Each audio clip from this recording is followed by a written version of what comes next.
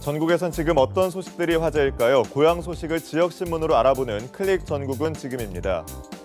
먼저 부산일보 소식입니다. 원전이 소재한 지자체 의원들이 한수원 돈으로 해외 출장을 떠나 무리를 빚고 있습니다. 문제의회는 울주군, 경주시 그리고 울진군 등인데요. 한수원에 따르면 이들 의회 의원 6명과 공무원 3명이 지난 1일 5박 7일간의 일정으로 캐나다와 미국 원전 견학을 떠났습니다. 문제는 한수원이 7천만 원의 견학비 전액을 부담한 건데요. 특히 정부가 사용 후 핵연료 관리 계획안을 연말까지 확정을 예고하는 등 핵연료 처리 문제가 뜨거운 현안으로 대두되는 시점에서 이런 의회 처사에 대해 비판이 쏟아지고 있습니다. 시민단체들은 사용 후 핵연료 관리 계획에 대한 반발 등을 사전에 무마하려는 의도로 보인다며 맹비난하고 나섰는데요. 동료 의원들조차 부적절한 처사라며 비판하고 있습니다. 하지만 한수원 측은 원전 소재 시군의회가 협조를 요청해 경비를 지원했다며 외유성은 아니라고 해명했습니다. 다음은 광주일보 보겠습니다. 광주시 산하기관인 광주교통문화연수원이 특정 보험사에 연수원 로비를 임대해주는 수익 사업을 벌이면서 논란이 커지고 있습니다.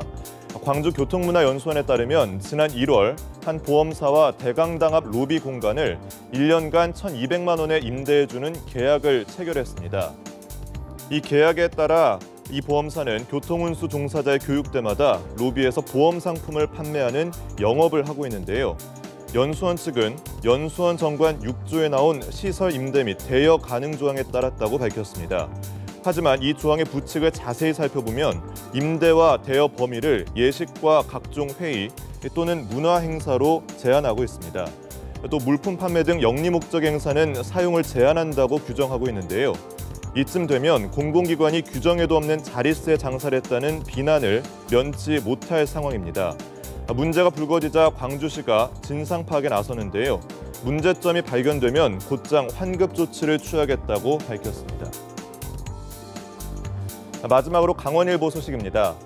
강원 지역의 독거노인 수가 빠르게 증가하면서 노후 대비가 안 된 노인 수도 급증하고 있다고 합니다. 지난해 강원 지역 독거노인은 총 5만 2천여 명으로 2년 전에 비해 7%가 증가했는데요. 이 가운데 33%인 2만여 명은 생계가 어려운 기초생활수급자로 조사됐습니다. 문제는 이 가운데 70%인 13,000여 명의 노인들은 평생 가사노동에 전념하면서 공적연금을 받을 수 없는 독거 여성이라는 점입니다. 이렇게 공적연금을 받지 못하는 독거노인들은 결국 생계를 위해서 폐지를 수집하는 등 거리로 내몰리고 있는 상황인데요. 전문가들은 현재 노인 세대 대부분은 국민연금 혜택을 받지 못하는 사각지대에 놓여 있다면서 장기적인 안목으로 초고령화 사회를 대비해야 한다고 주문하고 있습니다. 지금까지 생생한 지역 소식을 전해드린 클릭 전국은 지금이었습니다.